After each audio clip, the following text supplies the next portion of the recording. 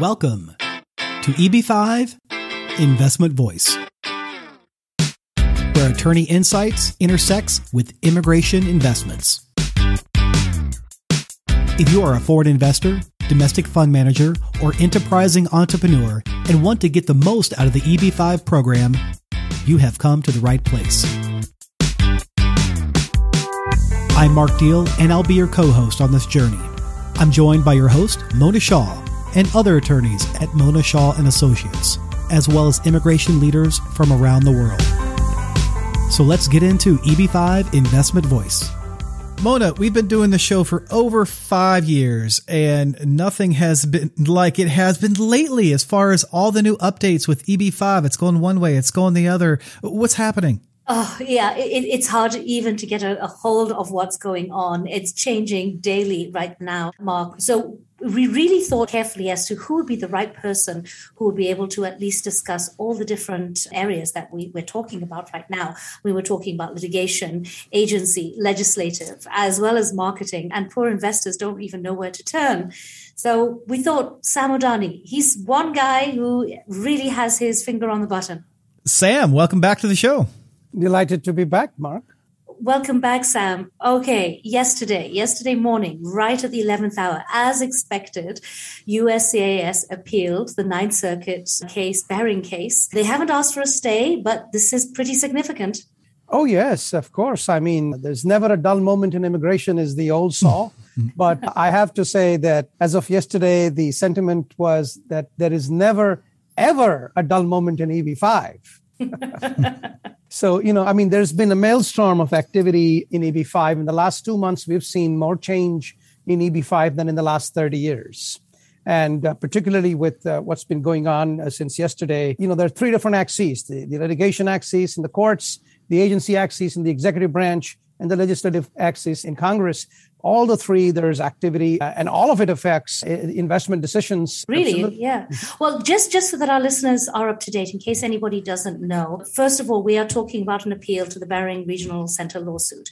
And just as a very quick update, back in December 2020, the Behring Regional Center filed a motion for a preliminary injunction against DHS to basically block the implementation of the EB-5 modernization rule, which came in November 19th. And the bottom line was the increase from the minimum amount of $500,000 to $900,000. That was the most notable change. Back in June 22nd, 2021, literally 8 days before the expiration of the Regional Center program, Judge Jacqueline Scott Corley issued a ruling effectively reverting the EB-5 investment program to pre-November 2019 regulations. The ruling really found that the former Homeland Security head, he was not lawfully serving in the position that he was supposed to because he wasn't ratified properly by the Senate.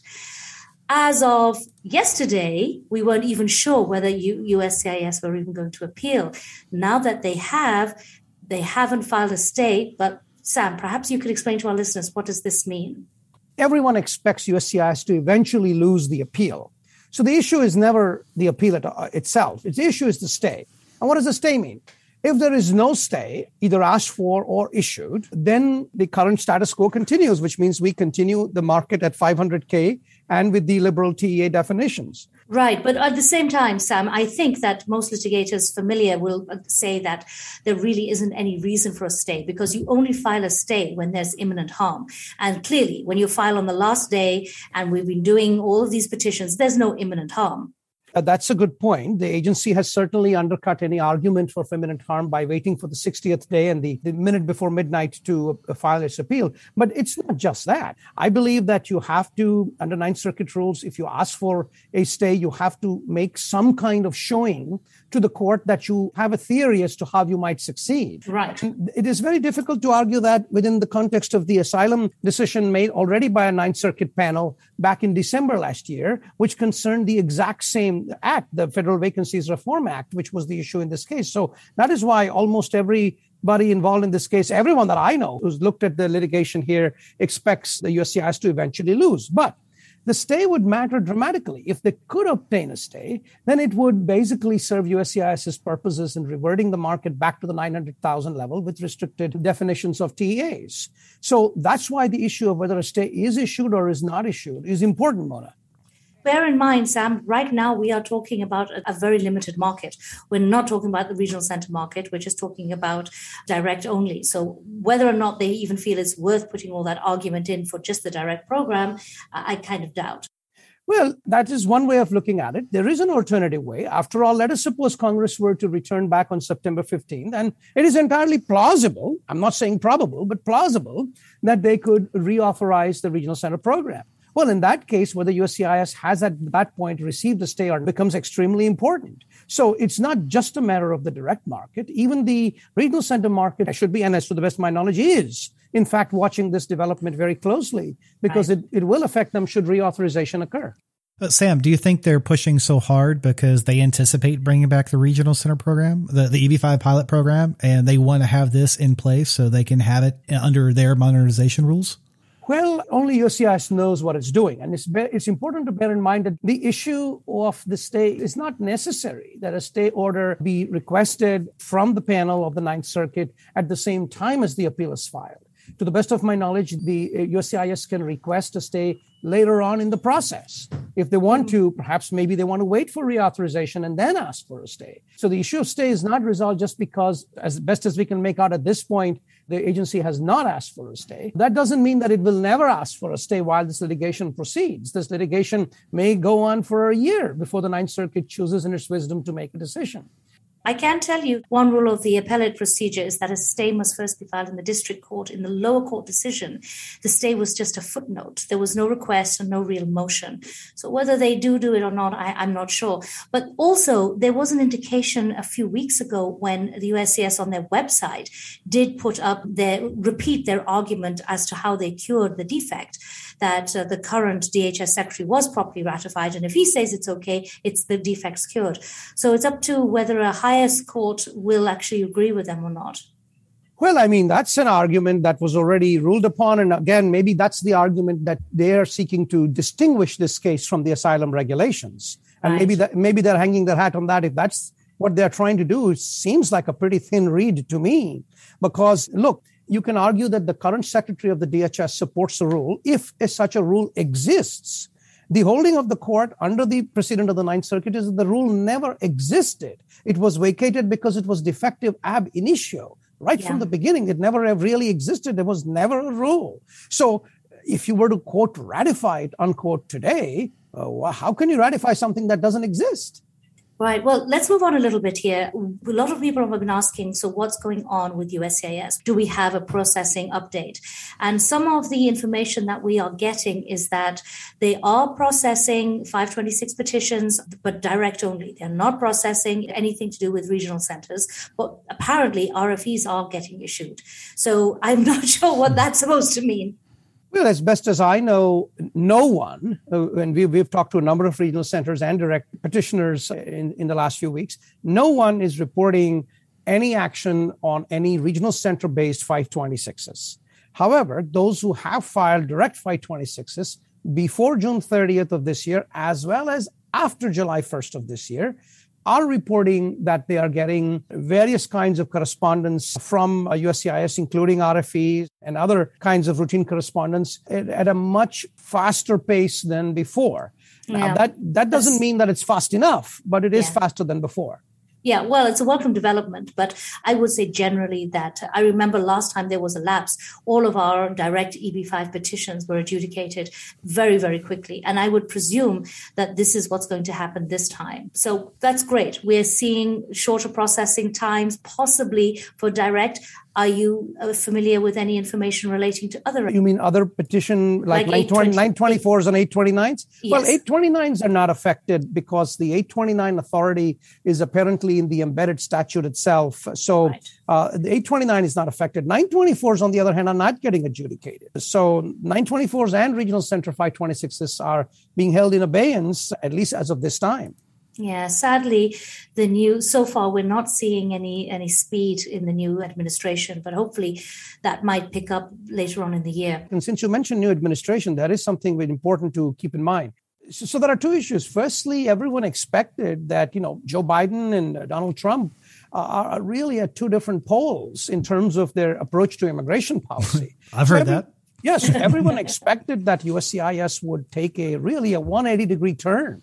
And that may well happen. Urjadu is still feeling her way through the agency. She's still got to make her presence felt. And she's a very competent woman with a very storied past. She's had achievements in this area. So I'm excited about the future. But so far, look, it's been more than 8 months that Mr. Biden has been in the White House. But so far, what we are seeing is more of the same. Believe it or not, we are seeing the Trump administration, many of its immigration things are being continued, including in court, is defending some of the policies that the Trump administration had put in place. So we aren't seeing as much change as one would have thought. That's number one. Number two, can I briefly touch on the Afghanistan situation?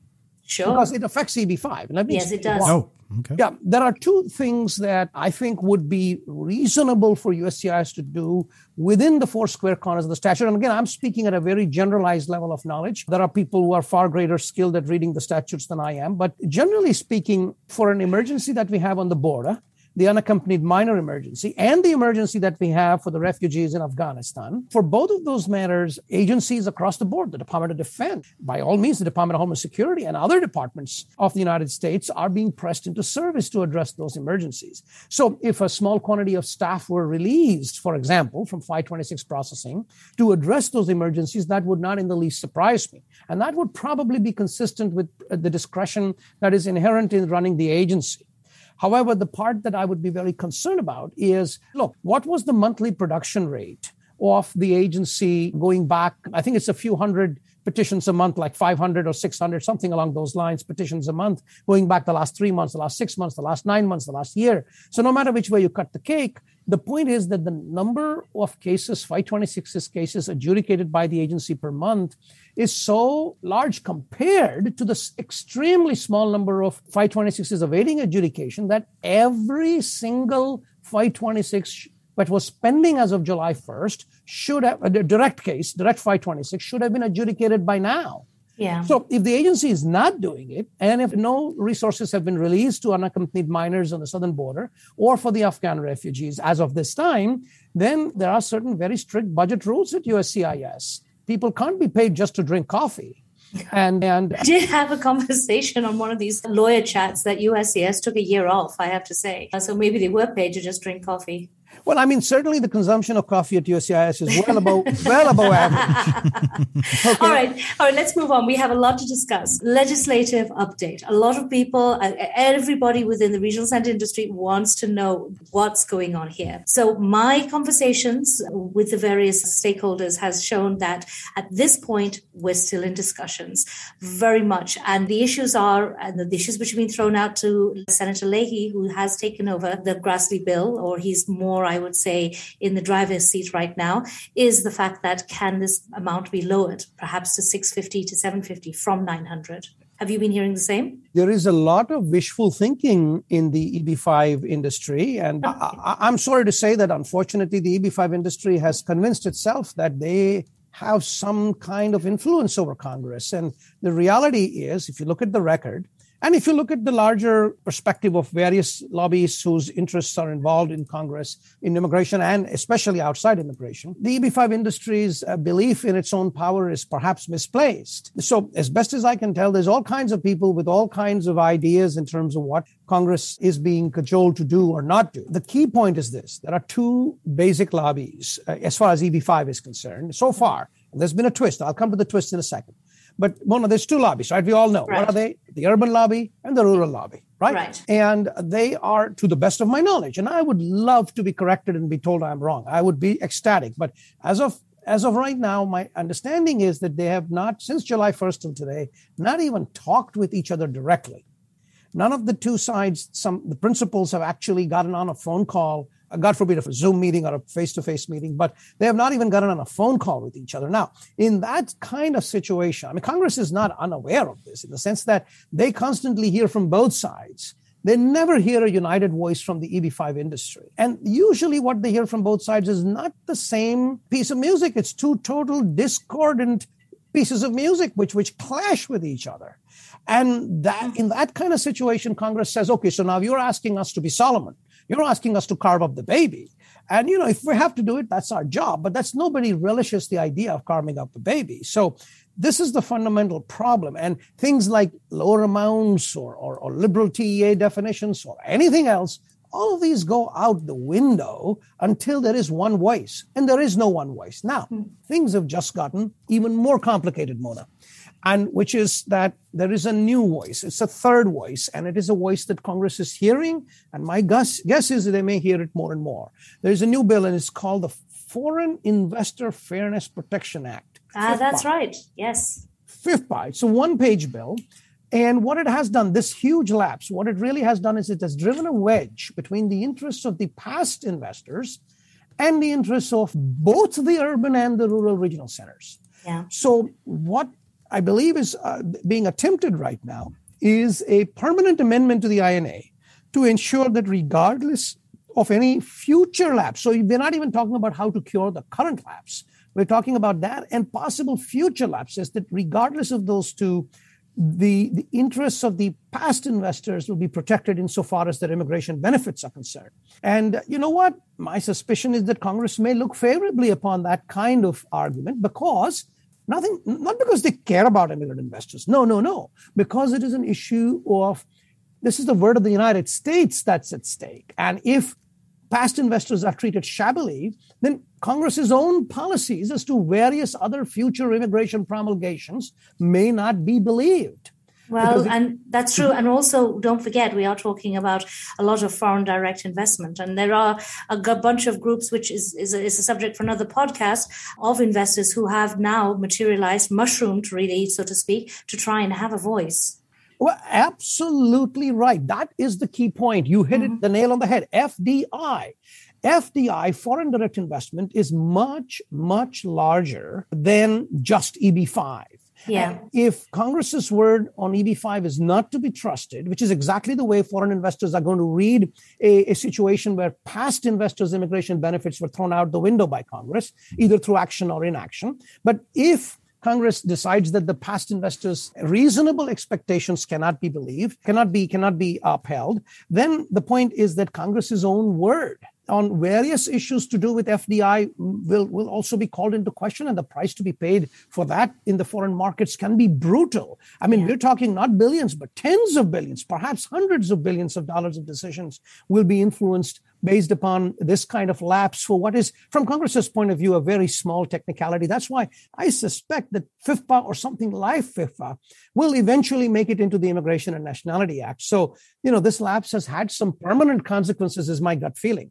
Sam, previously we have had a lapse in the reauthorization of the RC program, but it has never been more than a couple of weeks. This is a long time. And what are your views on timing? Are we going to see something by September 30th, or could it be beyond? Well, so there are two possible windows for getting something enacted, and that something could be different in either of those two windows. So we might see both windows. One is around September 15th to September 30th, and I expect at that point we will see at a minimum something like FIFPA get enacted. That's a distinct possibility, even a probability perhaps. And then, so somewhere between September 15th to, let's say, October 5th, we can expect something like that to happen. But then in terms of reauthorization, the more I look at it, the more it looks like we're going to slip into October or November. And people are talking, most people I talk to in DC are telling me something about November deadlines, whatever that means. So that's the two windows that we are looking at. So this is an enormous pause. It's a major blow to the industry. There's no other way to cut the cake on this one. As far as regional centers are concerned, this has been a disaster. Infighting amongst the rural and urban lobbies has ended up hurting both. Yes, I agree. I couldn't agree more. Sam, you do a lot of marketing with developers. I applaud you for the way you do it. You go around the country, around the world pre-COVID, and you really do find an audience. At this point, though, we're talking about direct investments, and we are trying to educate our listeners about the direct investment program, which a lot of people don't understand. I know you have some strong views on this. Strong views are only because historically direct investments have been only 3% over the last 5 years, the last 10 years, perhaps even more? Well, no, actually, back in the early days, we did do a lot more direct. Then the regional center program sort of took over. Of course, when the Chinese came in, they just wanted the regional center program. But there was this period of time when there was a lot of people interested in franchise and direct stuff. But also USCIS have been a real pain in the neck when they've been adjudicating direct, mostly because people have got the corporate structure or something wrong, and USCIS don't bother even to look beyond the obvious. You're right that the 1990s and the 2000s, the first decade of the 2000s was certainly dominated by direct projects, and regional centers were not really much in existence in terms of their presence in the market. But the point is that all the investments for those 2 decades put together is less than 1 year's worth of investment in the decade that followed between 2010 to 20. Yeah. So what I mean is that 3% is roughly the average for the last 5 years, the last 10 years, and the last 30 years of this program has been direct investments. So the strong view I have is that the direct investments, some of them don't realize what a tremendous situation they have right now, where suddenly 97% of their competition has disappeared.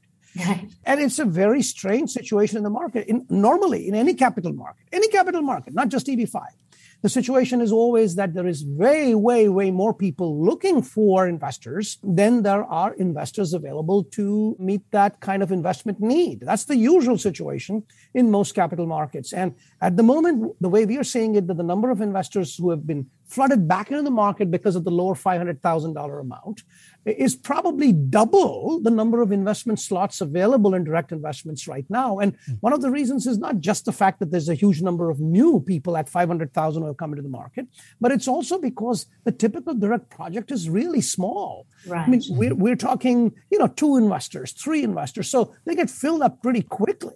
Whereas, in the old days with the big regional center projects, we would have 50 investors, 150 investors, and those projects could keep going for a while and absorb a lot of investment that's no longer possible. So, for every investor, you're going to have to create 10 actual W-2E verified jobs. Yeah, which is not straightforward. No, it's not easy to do. It isn't, especially when you have to do fixed structure in as well. What we are seeing is a ton of RC direct switches. I think you're seeing the same, where you have an RC project and where it's extrapolating or basically creating a hybrid so that one can use the direct model as well.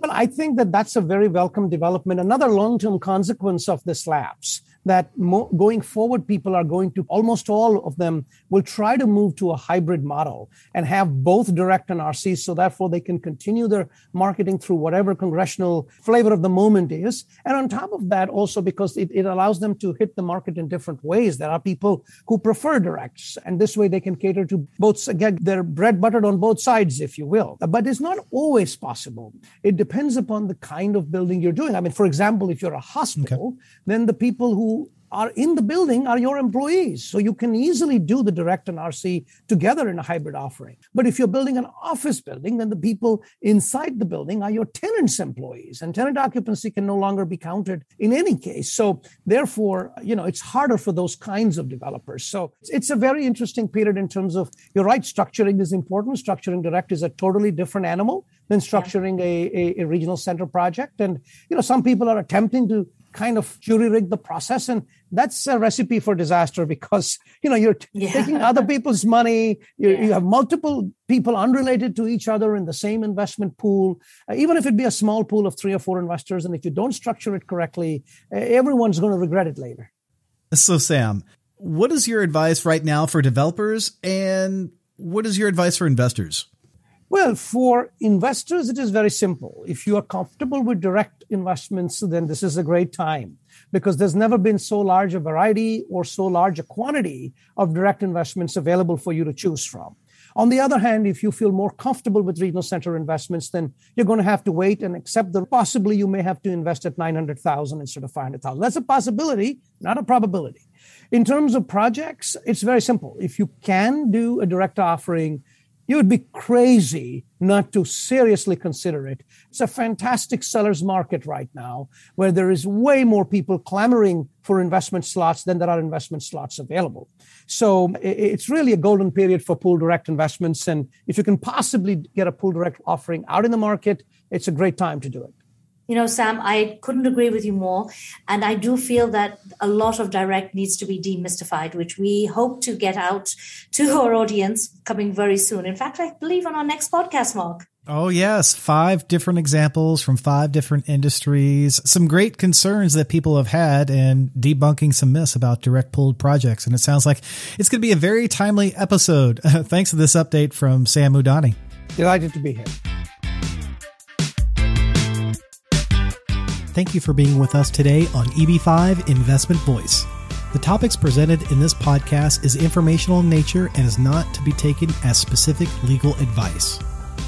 If you have questions on the topics presented in this episode or other investment immigration needs, please contact Mona Shah and Associates.